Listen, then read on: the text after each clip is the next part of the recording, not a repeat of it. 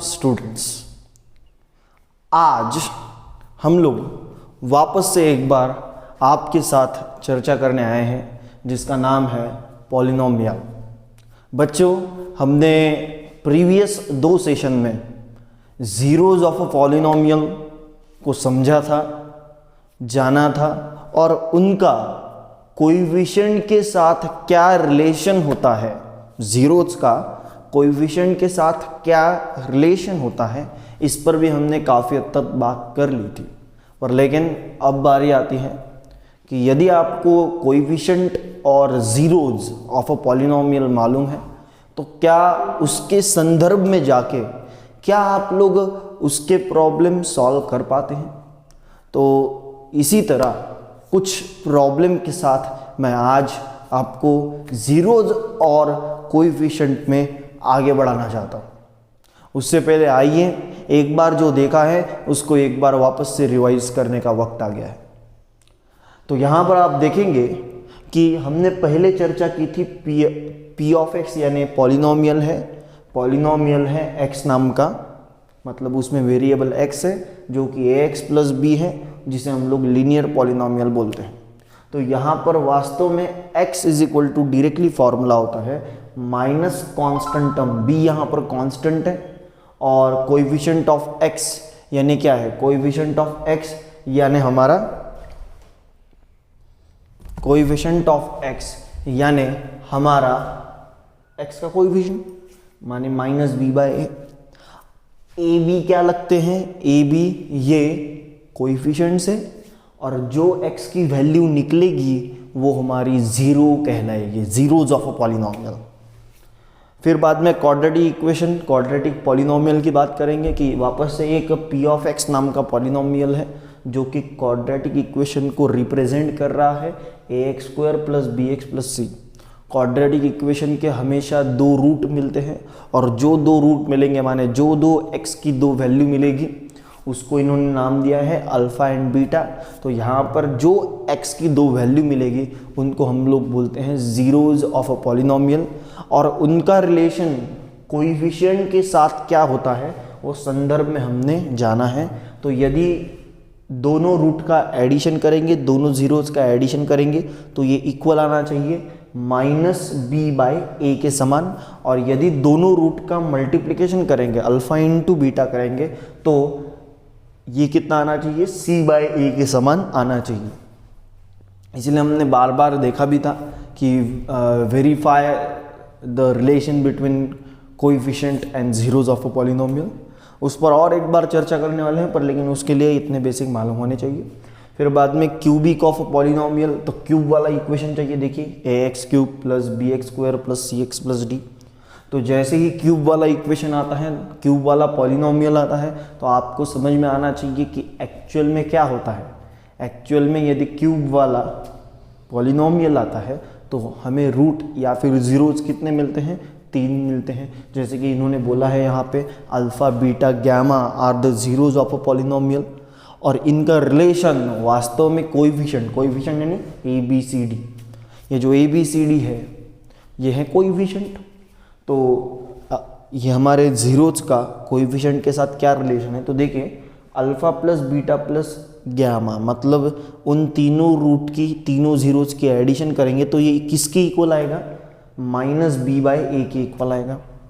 यदि alpha beta 2-2 के pair में है, ये सिंगल था, अब 2-2 के पेयर में alpha beta, beta gamma plus gamma alpha या फिर अल्फ़ा गैमा, इन सब का एडिशन करेंगे तो ये किसके समान आएगा, सी बाई ए के समान आएगा। एक माइनस है तो एक प्लस आएगा, फिर प्लस होने के बाद में वापस से माइनस आएगा, सिंगल हो गया, फिर 2-2 का ग्रुप हो गया। अब यहाँ पर एक साथ तीनों अल्फ़ा बीटा गैमा, तो alpha into beta into gamma यदि करेंगे तो ये किसके समान आएगा, सी हो गया था, अब उसके बाजू वाला डी बाई ए के समान आएगा। ठीक है, आई थिंक ये समझ है आप लोगों को। तो इसी समझ को आगे बढ़ाते हुए हम लोग कुछ प्रॉब्लम और देखेंगे और आपके साथ डिस्कस करेंगे। यहाँ पर आइए, हमारा आज का क्वेश्चन नंबर 1 हम लोग चालू करेंगे। If x is equal to 4/3, if x is equal to 4/3 is zero of a polynomial, then f of x is equal to दिया है 6x³ minus 11x² plus kx minus 20। आपको मालूम होना चाहिए कि जीरोज किसे बोलते हैं। तो जीरोज की असली डेफिनेशन होती है कि x की वैल्यू, एक आधा इक्वेशन है, एक आधा पॉलिनोमियल है, वहाँ पर यदि x की वैल्यू कुछ ना कुछ, जो वैल्यू कुछ पुट करते हैं, उस वैल्यू की वजह से उस पॉलिनोमियल का आंसर यदि जीरो आता है तो उसे बोलते हैं जीरोज ऑफ अ पॉलिनोमियल। तो यहाँ पर दे दिया गया है कि हियर, यहाँ पर लिखेंगे तो क्या लिखना पड़ेगा, हियर हमें पॉलिनोमियल, अब p ऑफ x नहीं दिया, पॉलिनोमियल को f ऑफ x यहाँ पर बोला है तो हम भी f ऑफ x ही लिखेंगे, और जो कि दिया है 6x³ minus 11x² plus kx minus 20, सबको दिख रहा है। अब जैसे कि ये पॉलिनोमियल है और क्यूबिक पॉलिनोमियल है, रिप्रेजेंट तो क्यूबिक कर रहा है, तो इसके जीरोज कितने आने चाहिए, तो इसके zeros actually alpha beta gamma 3 आने चाहिए। पर लेकिन हमें 3 जीरोज के साथ कोई मतलब नहीं, 3 में से एक जीरो आपको दिया है, जीरोज है, अल्फा बीटा गामा जीरोज है, मतलब यहाँ पर x की जगह यदि आपने अल्फा अल्फा पुट किया तो इस पॉलिनोमियल का आंसर जीरो आना चाहिए, इसी को बोलते हैं जीरो ऑफ, या फिर बीटा बीटा बीटा पुट किया तो इस पॉलिनोमियल का आंसर जीरो आना चाहिए, या फिर गामा गामा गामा पुट किया तो भी इस पॉलिनोमियल का आंसर जीरो आना चाहिए। तो यहाँ पर हमें 3 जीरोज नहीं दिए हैं, x इज इक्वल टू 4/3 ये एक ही जीरो दिया है, is a zero of the polynomial, इस पॉलिनोमियल का ये जीरो है। माने ये आपको समझ में आ रहा होगा कि x की जगह 4/3 डालेंगे तो आपको पॉलिनोमियल की वैल्यू कितनी मिलनी चाहिए, तो पॉलिनोमियल की वैल्यू जीरो मिलनी चाहिए, क्योंकि वो जीरोज ऑफ पॉलिनोमियल है। तो यहाँ पर क्या करेंगे, put x equal to 4/3 in given equation, और जैसे ही x की वैल्यू, देखिए x की वैल्यू 4/3 डालेंगे, उसका क्यूब है, माइनस 11 है, x की वैल्यू 4/3 डालेंगे, उसका स्क्वायर है, प्लस k इंटू 4/3 x की वैल्यू माइनस 20। क्योंकि ये x की वैल्यू इस पॉलिनोमियल के लिए जीरो का काम कर रही है, मतलब x की वैल्यू डालने पर इस पॉलिनोमियल का आंसर कितना आना चाहिए, जीरो आना चाहिए। इनको इनडायरेक्टली आपको कहना है, ठीक है। अब केवल कैलकुलेशन पॉइंट ऑफ व्यू बात करेंगे। ये 6 था ही, अब दोनों का क्यूब कर लीजिए। यहाँ पर 4 का क्यूब, अब मैं मल्टीप्लिकेशन पर ध्यान देने वाला हूँ, कॉन्सेंट्रेट कीजिए। आपको लास्टली बोला गया है find the value of k, तो इस इक्वेशन में से k की वैल्यू जरूर निकलती है। कॉन्सेंट्रेट होके कैलकुलेशन को देखिए, समझिए। 4 का क्यूब अलग देना पड़ेगा, 3 का क्यूब अलग देना पड़ेगा। तो 4 का क्यूब, 4 4 जा 16 और 16 4 जा 64, तो 4 का क्यूब एक्चुअली 64 आना चाहिए, और 3 का क्यूब यदि करेंगे तो 27 ही आएगा, ठीक है। क्यूब चाहिए, ठीक है। 3 इंटू 3 मत कीजिए, नहीं तो 9 लिखेंगे आप लोग। माइनस 11 इंटू 4 का स्क्वायर 16 बेटा, और 3 का स्क्वायर बेटा 9, प्लस यहाँ पर डायरेक्टली 4k/3 डायरेक्टली लिखा तो भी चलेगा, -20 इक्वल टू 0, ठीक है। आप लोगों को समझ में आ रहा होगा। अब यहाँ पर देखिए और कुछ कर सकते क्या, देखो दोनों को यहाँ पर 3 से डिवाइड कर सकते हैं वैसे तो 3 से यदि डिवाइड करेंगे तो कितना मिलता है, देखो 3 2 जा बोलेंगे। यहाँ पर रेड पेन से मैं, वैसे करना नहीं पड़ता पर रेड पेन से मैं आपको करके दिखाता हूँ।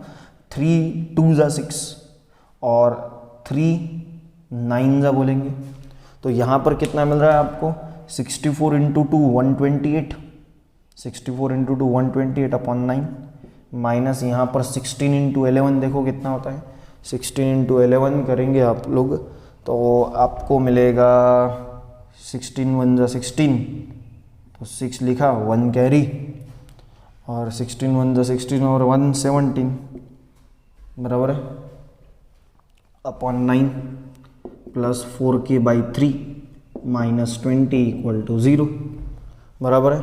कैलकुलेशन पर ध्यान दीजिए, इन दोनों के डिनोमिनेटर वैसे भी सेम है, तो यहाँ पर अब सब्ट्रैक्शन करने के चांसेस बढ़ गए। 128 -176 प्लस 4k/3 -20 = 0। ठीक है, तो यहाँ पर किस प्रकार की कैलकुलेशन होंगे देखिए, 128 में से 176 नहीं निकलते, तो 176 में से 128 सब्ट्रैक्ट कर दो, तो यहाँ पर 16 में से 8 गए तो 8 ही बचेंगे, 1 कैरी करेंगे, 7 में से 3 गए तो कितने बचते हैं, 7 में से 3 गए तो 4 बचेंगे। तो यहाँ पर 48/9 + 4k/3 -20 = 0। अब याद रखिए ये k वाली टर्म है, तो k वाली टर्म हमेशा अलग रखो, k वाली टर्म के साथ एडिशन सब्ट्रैक्शन नहीं हो सकती। हाँ, मल्टीप्लिकेशन डिवीजन हो जाएगा, पर एडिशन सब्ट्रैक्शन इन दोनों का करना पड़ेगा, क्योंकि ये दोनों कांस्टेंट है और ये अकेला k वाला है, तो k वाला term as it is 4k/3 as it is आएगा। और यहाँ पर कैलकुलेशन करेंगे तो ये कितना मिलेगा, देखो मैं लिख लेता हूँ, 48/9 पहले -20 = 0। मैं बहुत आराम से कैलकुलेशन कर रहा हूँ, आप लोग जल्दी जल्दी फटाफट हाथ चलाकर इसको और अच्छे से सॉल्व कर सकते हैं फटाफट। ठीक है, तो यहाँ पर देखिए मैं एक काम कर लेता हूँ, 9 से यहाँ पर नीचे कुछ भी नहीं तो 1 है, बराबर है, तो क्रॉस मल्टीप्लाई कर सकते हैं हम लोग, बराबर है। तो यहाँ पर क्रॉस मल्टीप्लाई जब करेंगे, या फिर एक काम करते हैं, एलसीएम वाला मेथड आपको मालूम होगा, इसके अपॉन में 3 है, इसके अपॉन में 9 है और इसके अपॉन में कुछ भी नहीं तो 1 है, तो तीनों का यदि एलसीएम लेना होगा, एलसीएम यानी लीस्ट कॉमन मल्टीपल, मतलब जो तीनों के टेबल में आता हो, तो 9 जो है वो 3 के टेबल में आता है, और 9 के भी टेबल में आता है, और 1 9 के टेबल में आता है, तो तीनों का एलसीएम हम लोग एक 9 ले सकते हैं। इसके नीचे 3 था, क्या लिखा हमने, 9 लिखा, बराबर है, 4k/3 है ना, हमें क्या चाहिए, नीचे 9 चाहिए, तो 3 को 9 बनाने के लिए किससे मल्टीप्लाई करते हैं, 3 से मल्टीप्लाई करते हैं, तो यहाँ पर 3 से मल्टीप्लाई करेंगे, तो 3 × 3 3 9 नीचे, तो ऊपर भी 3 से मल्टीप्लाई करना, 3 4 12 के डायरेक्टली लिखो। यहाँ पर ऑलरेडी नीचे 9 था तो कुछ करने की ज़रूरत नहीं, तो एज इट इज़। यहाँ पर देखिए नीचे 1 था, हमें क्या चाहिए 9, तो नीचे 9 से मल्टीप्लाई किया तो ऊपर भी 9 से मल्टीप्लाई करना पड़ता है, तो 9 से यदि मल्टीप्लाई किया तो 9 दूने 18 180। ये नीचे वाला 9 शिफ्ट करो, डिवाइड वाला मल्टीप्लाई में जाएगा, 0 × 9 0, तो 12k + 48 - 108 = 0। 180 में से 48 चले गए, तो 180 में से 50 निकाल दो, 180 में से यदि 50 निकाल देंगे आप लोग, ओके। यहाँ पर कुछ तो भी गलती कर दी हमने, 176 में से 128 48 बराबर है, पर लेकिन इसका साइन निगेटिव है, बड़े नंबर का साइन देना पड़ता है, तो ये भी निगेटिव आएगा, यहाँ पर ये भी निगेटिव ही आएगा, ये भी निगेटिव ही आएगा, तो आपको ऐड करना पड़ेगा। ठीक है, निगेटिव समझ में आना। हाँ, तो यहाँ पर मैं बोल रहा हूँ कि 1 ऐसा कर दो, 180 में 48 मत ऐड करो, डायरेक्टली ऐड तो करना सबको आता है वैसे, तो देखिए ये ऐसा कर सकते हैं आप लोग, ये 8 8 और 12 1 कैरी 228 = 0, और ये -228 शिफ्ट कर दो तो +228 मिलेगा। k की वैल्यू चाहिए तो इंटू वाला 12 डिवाइड में लेके जाओ, तो k की वैल्यू आपको कितने मिलेगी, 12 1 12, ऐसे ही करना पड़ेगा ना, ये डिवीजन करेंगे तो 12 1 12, यहाँ पर 0 आएगा, यहाँ पर 1 आएगा, ये शायद यहाँ पर 4 9 12 9 बोलेंगे, 12 9 करेंगे तो बराबर से 108 आपको मिलेगा, तो k की वैल्यू 19, ये हमारा करेक्ट आंसर इस प्रॉब्लम का होगा। मैंने काफ़ी लेंदी समय लेके सॉल्व किया, ये कैलकुलेशन पॉइंट ऑफ व्यू आपको आनी चाहिए। मैं जल्दी से नेक्स्ट प्रॉब्लम पर आता हूँ और कुछ और प्रॉब्लम आपको दिखाने का प्रयास करता हूँ। ठीक है, तो ये प्रॉब्लम आपका हो गया होगा। ठीक है, प्रैक्टिस करते रहिए, ये पूरा बेसिक है, इस पर से आपके जो कैलकुलेशन है वो काफ़ी हद तक स्ट्रांग होने वाले हैं, इसीलिए हम लोग ये फाउंडेशन कोर्स की सीरीज़ आपके लिए जारी कर रहे हैं, क्योंकि इसको देखने के बाद वो माइंड का ढक्कन खुल जाएगा। ठीक है, तो यहाँ पर देखिए, next find the zeros of the quadratic polynomial। Question number 2, find the zeros of quadratic polynomial, और पॉलिनोमियल आपको दिया है x² + 7x + 10, and verify the relation between, okay, and verify the relation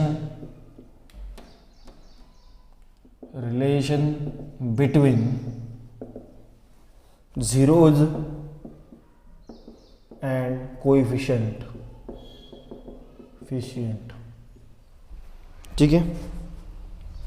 आइए वापस से देखिए, आपको बोल दिया है कि find zeros of a quadratic polynomial, और क्वाड्रेटिक पॉलिनोमियल रहे, क्यूबिक पॉलिनोमियल रहे, जब भी हमें जीरोज निकालने के लिए बोलते हैं तो याद रखो कि जो भी पॉलिनोमियल होगा उसको इक्वल टू 0 करना पड़ता है जब भी आपको जीरोज निकालने के लिए बोलेंगे तो, ठीक है।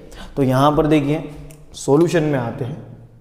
ये जो पॉलिनोमियल दिया है क्वाड्रेटिक पॉलिनोमियल, हियर, यहाँ पर चर्चा करेंगे। हियर हम लोग ये पॉलिनोमियल को p(x) बोलते हैं, और p(x) हमारा ये कुछ तो भी दिया हुआ है, ये क्वाड्रेटिक पॉलिनोमियल की बात चल रही है। और पहले तो पहला स्टेटमेंट बोला गया है find zeros of quadratic polynomial, यानी जीरोज निकालो, क्वाड्रेटिक पॉलिनोमियल के जीरो निकालो। कैसे निकालेंगे?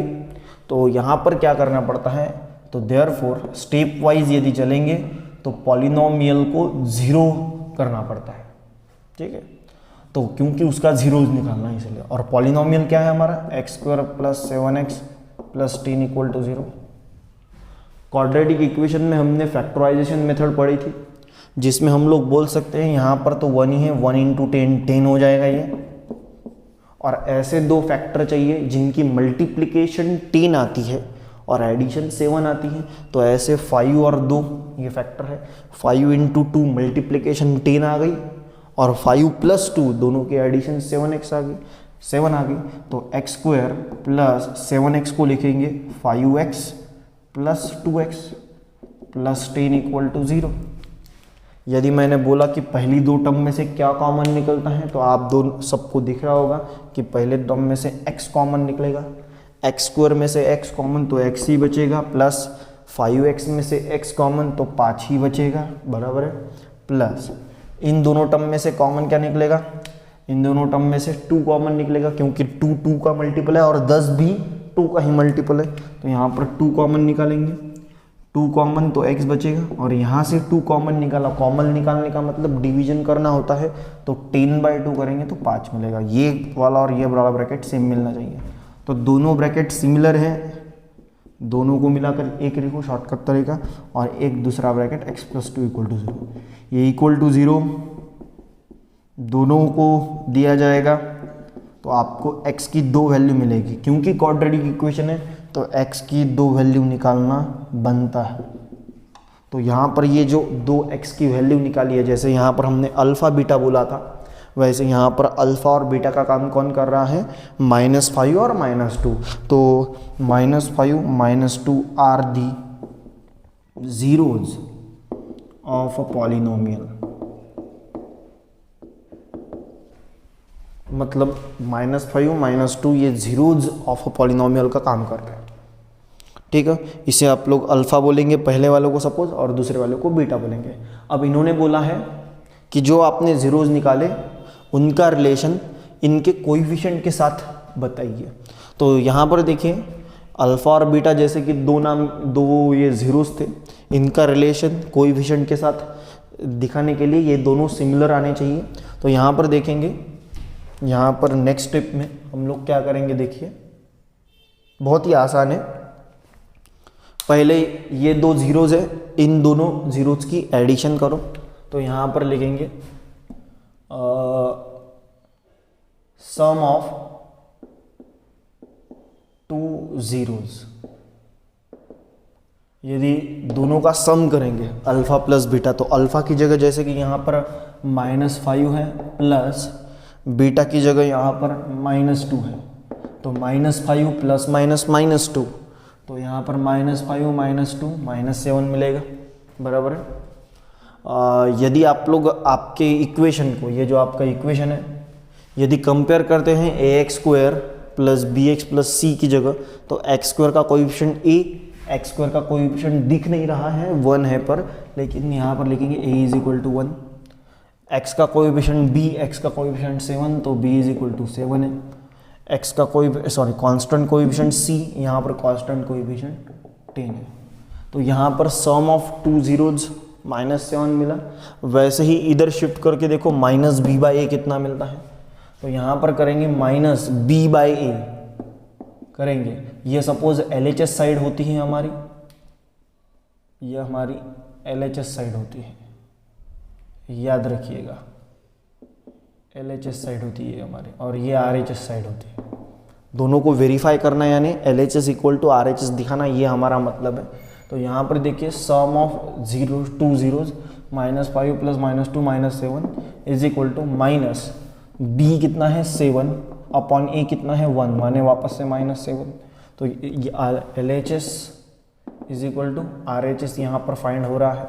सिमिलरली यहाँ पर भी देखो, ये कंडीशन सेटिस्फाई कर रहे हैं क्या, अल्फा और बीटा हमारे, जैसे कि यहाँ पर रूट है, तो यहाँ पर अल्फा और बीटा की जगह -5 -2 है, तो यहाँ पर लिखेंगे LHS में अब वापस से नाउ क्या लिखेंगे, product of two zeros, product of two zeros बराबर है। तो प्रोडक्ट -5 पहला जीरो है इंटू -2 दूसरा जीरो है, इन दोनों का प्रोडक्ट करेंगे, मल्टीप्लिकेशन करेंगे, तो माइनस माइनस प्लस होता है मल्टीप्लिकेशन में, और 5 × 2 10 होता है। ठीक है। सिमिलरली RHS में आते हैं, RHS में तो सीधा दिया है c/a के फॉर्मेट में, तो c/a, तो c कितना है 10 और a कितना है 1, तो टोटल आंसर कितना मिला 10। LHS equal to RHS again, माने ये दोनों कंडीशन को फॉलो कर रहा है, इसमें से एक भी कंडीशन यदि फॉलो नहीं करता, माने LHS इक्वल टू RHS एक भी कंडीशन में नहीं आता, तो हम लोग ये जीरोज और कोएफिशिएंट का रिलेशन वेरीफाई नहीं कर सकते थे, क्योंकि यहाँ पर दोनों कंडीशन फॉलो हो रहे हैं। तो यहाँ पर बोल सकते हैं the relation between zeros and coefficient is verified. इसी प्रकार से जीरोज और कोएफिशिएंट का रिलेशन वेरीफाई हो गया। ये आज का सेकंड प्रॉब्लम है। आइए थर्ड प्रॉब्लम के ऊपर बात करेंगे, और इस सेशन के बाद मैं कुछ होमवर्क भी आपको देने वाला हूँ, तो वो भी आप लोग ज़रूर करेंगे। तो ये हो गया होगा, स्क्रीनशॉट वगैरह निकाल लीजिए, पॉज करके वीडियो को लिख लीजिए, मैं आगे बढ़ता हूँ। स्क्रीनशॉट तो नहीं निकलेगा, शायद निकलेगा तो अच्छी बात है। ठीक है, आइए तो यहाँ पर हम लोग नेक्स्ट प्रॉब्लम की ओर बढ़ेंगे आगे। तो हमारा जो नेक्स्ट प्रॉब्लम है वो देखते हैं, उसे सीखते हैं वो क्या कहना चाहता है। तो नेक्स्ट प्रॉब्लम हमारा वापस से वेरीफाई दैट, क्वेश्चन नंबर 3 है आज का। Verify that 3 - 1 - 1/3 3 - 1 - 1/3 are the zeros of a cubic polynomial, are the zeros of a cubic polynomial, और पॉलिनोमियल आपको दिया है p of x is equal to 3x³ minus 3x³ minus 5x² minus 11x minus 3 11x minus 3 and then verify the relation between, and then verify the relation between zeros and coefficient। ठीक है, आइए क्या question पूछा गया है और आपको क्या करना है एक बार बता देते हैं। अब हर बार की तरह एक पॉलिनोमियल दिया है और इस जगह आपको क्यूबिक पॉलिनोमियल दिया है, जो कि हम लोग लिखेंगे here p of x is equal to कितना दिया है 3x³ minus 5x² minus 11x minus 3। ठीक है, इसको हम लोग इक्वेशन नंबर 1 नाम दे सकते हैं और अच्छा हो जाएगा। अब अभी तक क्वेश्चन अभी तक ऐसा था कि find zeros of a polynomial, मतलब पॉलिनोमियल के जीरोज निकालो। पर लेकिन अभी क्वेश्चन थोड़ा अलग है। यहाँ पर एक्चुअली क्यूबिक पॉलिनोमियल के कितने जीरोज होने चाहिए? तो जैसे कि ये क्यूबिक है, इसके अल्फा बीटा गामा मतलब 3 जीरोज होने चाहिए। तो इसी प्रकार आपको यहाँ पर ये जीरोज दिए हैं। Verify that 3 - 1 - 1/3 are the zeros of the cubic polynomial. माने आपको जीरोज दे दिए हैं 3, पर लेकिन ये 3 वैल्यू इस पॉलिनोमियल के लिए जीरो का काम करती है कि नहीं, वो आपको वेरीफाई करना है। तो वो वेरीफाई कब करेगी? जब आप लोग यहाँ पर 3 पुट करेंगे और आपके पॉलिनोमियल का यदि आंसर 0 आता है तो 3 को हम लोग बोलेंगे zeros of a given polynomial. Similarly यदि -1 x की जगह पुट करते हैं और आपके पॉलिनोमियल का आंसर यदि 0 आता है तो अब भी हम लोग बोलेंगे कि ये भी किसको फॉलो कर रहा है? इस पॉलिनोमियल को वेरीफाई कर रहा है, फॉलो कर रहा है, 0 आ रहा है तो।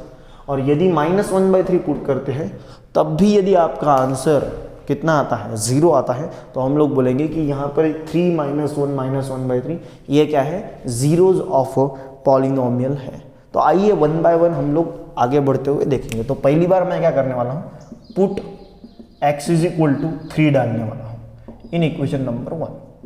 तो यहाँ पर 0 आता है क्या? देखो p ऑफ 3, x की वैल्यू 3 इंटू x की वैल्यू 3 उसका क्यूब -5 इंटू x की वैल्यू 3 उसका स्क्वायर -11 इंटू 3 -3। हर x की जगह 3 डाल दिया। अब यहाँ पर आंसर 0 आ रहा है क्या? चेक कर लो। 3 का क्यूब करेंगे तो 27 मिलेगा, -3 का स्क्वायर करेंगे तो 9 मिलेगा, -33 मिलेगा, -3 मिलेगा। तो यहाँ पर कर लो, जो 27 3 जा करेंगे, 7 3 जा 21, 2 कैरी, 6 और 81 हो जाएगा, 45 मिलेगा। यहाँ पर ये 33 और 3 -36। तो यहाँ पर देखिए आंसर मिल रहा है क्या? 81 माइनस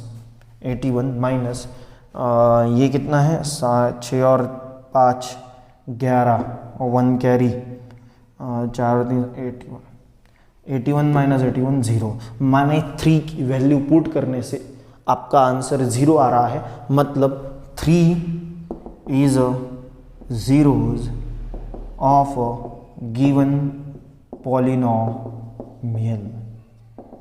पहला वेरीफाई हो गया, पहला वाला वेरीफाई हो गया। दूसरा वाला 0 है क्या? चेक कर लो। तो यहाँ पर हम स्टेटमेंट आप क्या लिखेंगे? यहाँ पर ये 3 है। ठीक है, अब दूसरा चेक करते हैं। तो दूसरे के लिए वापस पॉलिनोमियल में आप क्या पुट करो? -1। तो put x equal to -1 in equation number 1। तो x की वैल्यू -1 पुट करके देखते हैं अब। तो p of -1 is equal to 3 into -1 का क्यूब, -5 इंटू -1 का स्क्वायर, -11 इंटू -1 -3। ठीक है, -1 का क्यूब याद रखिए, 1 का क्यूब 1 होता है, पर लेकिन -1 का क्यूब यदि करना होगा तो -1 का क्यूब -1 होता है। पावर में ऑड टर्म है तो माइनस का माइनस ही होगा, -5 एज इट इज। माइनस का स्क्वायर पावर में इवन टर्म है तो माइनस का प्लस, और 1 का स्क्वायर 1 ही होता है। यहाँ पर माइनस माइनस प्लस हो जाएगा, 11 -3। तो टोटल यहाँ पर -3, यहाँ पर -5 प्लस 11 -3। यहाँ पर भी आप देख सकते हैं 3 टर्म निगेटिव है, 1 टर्म पॉजिटिव है। तो जो 3 टर्म निगेटिव है इन तीनों की एडिशन कर लो। तो 5 और 3 8, 8 और 3 11, और तीनों के साइन निगेटिव है तो इसका भी साइन निगेटिव रहेगा। तो यहाँ पर -11 मिलेगा और +11, ये दोनों क्या होगा? 0। तो यहाँ पर x की वैल्यू -1 पॉलिनोमियल डालने से आंसर आपका वापस से 0 आ रहा है। तो आप लोग अगला स्टेटमेंट क्या लिखेंगे? -1 is a 0 of the given polynomial, मतलब 3 भी जीरोज पॉलिनोमियल का, इस पॉलिनोमियल का 0 साबित होता है। -1 भी इस पॉलिनोमियल के लिए 0 साबित होता है। और लास्ट वाला जो है -1/3, ये वैल्यू पॉलिनोमियल में डालो और वैल्यू डालने की वजह से यदि आपका आंसर 0 आ रहा है तो वो भी क्या होगा, जीरोज ऑफ द पॉलिनोमियल कहलाएगा। लास्ट वाला जो है वो मैं आपके लिए छोड़ता हूँ, आप ज़रूर करेंगे और वेरीफाई करेंगे कि ये लास्ट वाला जीरोज ऑफ अ पॉलिनोमियल है कि नहीं है। मैं बता देता हूँ, वैसे ये जीरोज ऑफ अ पॉलिनोमियल है। अब मैं दूसरे स्टेटमेंट पर आता हूँ, verify the relation between zeros and coefficient. तो यदि मैंने जैसे कि बोला कि x = 3, x = -1 और x = -1/3, ये लास्ट वाला आपको करने के लिए बोला है कि चेक करो जीरोज ऑफ अ पॉलिनोमियल है क्या, ठीक है। पर लेकिन मैं बता देता हूँ कि यस ये है जीरोज ऑफ अ पॉलिनोमियल। तो हम लोग अब आगे बढ़ते हुए यहाँ पर रिलेशन दिखाएंगे जीरोज का और पॉलिनोमियल का रिलेशन क्या है। तो यहाँ पर देख सकते हैं हम लोग, यहाँ पर मैं सीधा लिखता हूँ, here x = 3, -1 and -1/3 are the zeros of polynomial, बराबर है, ठीक है, ओके। यदि ये जीरोज ऑफ अ पॉलिनोमियल है तो ये तीनों वैल्यू पुट करने से पॉलिनोमियल का आंसर 0 आता है, ये साबित होता है। पर लेकिन इनका रिलेशन अब कोएफिशिएंट के साथ क्या है, तो हम लोग क्यूबिक ये पॉलिनोमियल था, इनकी कोएफिशिएंट एक बार निकाल लेते हैं। तो देखिए x³ का कोएफिशिएंट a, यहाँ पर x³ का कोएफिशिएंट 3, तो a की जगह कितना है 3। यहाँ पर देखिए x² का कोएफिशिएंट b, कंपेयर करो क्यूबिक वाले को क्यूबिक वाले से, x² का कोएफिशिएंट b, x² का कोएफिशिएंट -5 हो तो b की जगह है -5। यहाँ पर x का कोएफिशिएंट c, यहाँ पर x का कोएफिशिएंट -11, तो c = -11। और जैसे कि यहाँ पर d कांस्टेंट है तो यहाँ पर -3 कांस्टेंट है, तो d = -3, ठीक है। अब रिलेशन बता, तो पहली कंडीशन को हम लोग सेटिस्फाई करेंगे पहले, LHS = RHS आता है कि नहीं। जैसे कि यहाँ पर अल्फा बीटा गैमा 3 जीरोस थे और 3 जीरोस का सम और ये -b/, ये दोनों सिमिलर है, तो ये LHS = RHS साबित हो रहा है। तो देखिए सम ऑफ 3 जीरोस, ठीक है। तो यहाँ पर करेंगे तो 3 प्लस पहला वाला 0, ये दूसरा वाला और ये -1/, तो इसका आंसर देखिए कितना आ रहा है। ये LHS साइड है, सपोज LHS साइड, तो ये प्लस माइनस -1/3, यहाँ पर और करेंगे तो ये 3 एज इट इज यहाँ पर, या फिर 3 - 1 2 कर लो चलेगा। यहाँ पर करेंगे तो 3 × 2 = 6 मिलेगा, -1/3, तो यहाँ पर 5/3, यह फाइनल आंसर मिलेगा सम ऑफ जीरोस। अब यहाँ पर RHS में यदि बात करेंगे तो RHS का मतलब होता है, RHS का मतलब -b की जगह -5 है अपॉन a की जगह यहाँ पर कितना है, a की जगह हमारा 3 है, जैसे कि यहाँ पर, तो ये माइनस प्लस होता है 5/3, तो LHS = RHS, ये कंडीशन यहाँ पर पहले के लिए तो साबित हो रही है, तो पहला रिलेशन साबित होता है। अब देखिए जो हमारे अल्फा बीटा गैमा नाम के जीरोज है, इन दो का प्रोडक्ट का एडिशन, दो के प्रोडक्ट का addition, alpha beta beta gamma plus alpha gamma. तो यहाँ पर हम लोग क्या करेंगे, पहले अल्फा बीटा यानी LHS साइड नाउ अगेन, तो अल्फा बीटा यानी 3 × -1 प्लस बीटा गैमा यानी -1 × -1/3, और पहला वाला और तीसरा वाला भी 3 × -1/3, तो इसका आंसर देखिए -3 होगा। यहाँ पर ये माइनस प्लस 1/3 होगा डायरेक्टली, 3 गेट कैंसिल, प्लस -1 होगा। तो यहाँ पर एक बार देखिए रिजल्ट क्या आता है, -3 - 1 -4 प्लस 1/3, और यहाँ पर करेंगे तो -12 प्लस 1/3 माने -11/3 आंसर मिलेगा। एडिशन करके देख लीजिए, तो LHS हो गया। अब RHS पर आता हूँ। RHS यदि -11/3 आता है तो LHS = वापस से RHS वेरीफाई हो रहा है, तो C/A बोलता है, तो C कितना है हमारा C है -11 अपॉन A कितना है 3, वेरीफाई हो रहा है। देखो LHS और RHS सिमिलर है, तो पहले 2 रिलेशन तो मैंने आपको बता दिए, ये भी वेरीफाई हो गया, ये भी वेरीफाई हो गया।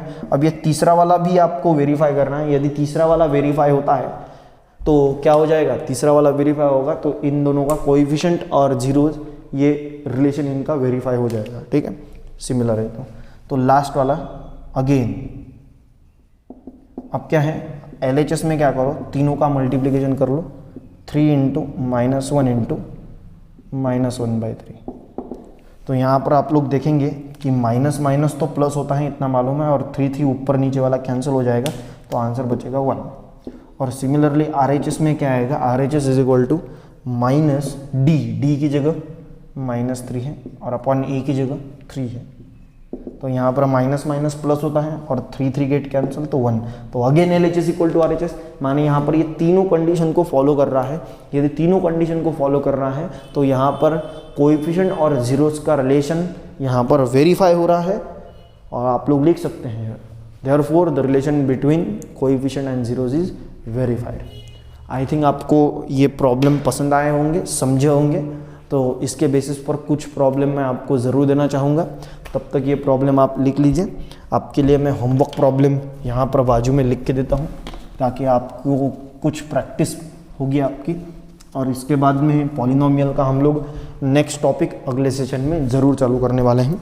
तो यहाँ पर आपके लिए होमवर्क है, find the zeros of homework question number 1, find the zeros of quadratic polynomial 2x square minus plus x minus 15 and verify relation between zeros and coefficient, ठीक है। इसी प्रकार और एक क्वेश्चन क्यूब वाला, वेरीफाई द नंबर, वापस से ऐसा ही क्वेश्चन है। देखिए ये क्वेश्चन नंबर 2 होमवर्क के लिए क्वेश्चन ऐसा ही है, केवल यहाँ पर जो रूट दिए हैं वो रूट दिए हैं -2 -3 -1 -2 -3 -1। Verify -2 -3 -1 are the zeros of the cubic polynomial, और क्यूबिक पॉलिनोमियल जो दिया है वो दिया हुआ है x³ + 6x² + 11x + 6 + 11x + 6 and then relation between zeros of the polynomial. तो ये एक होमवर्क है, और यहाँ पर ये दूसरा होमवर्क है जो कि मैंने आपको आज दिया है। तो आई थिंक हम लोग यहीं पर रुकते हैं, आज के लिए इतना ही। काफ़ी हद तक एंजॉय कीजिए, पढ़ाई ज़रूर कीजिए। ये ऐसा है कि ये आपको 11 सिलेबस के लिए फाउंडेशन कोर्स ये आपका फ्री कोर्स है, तो इसका लाभ ज़रूर उठाइए। आपका बेसिक पूरा तो भी कवर कर लीजिए। तब तक के लिए दुआ में याद रखना। Thank you very much.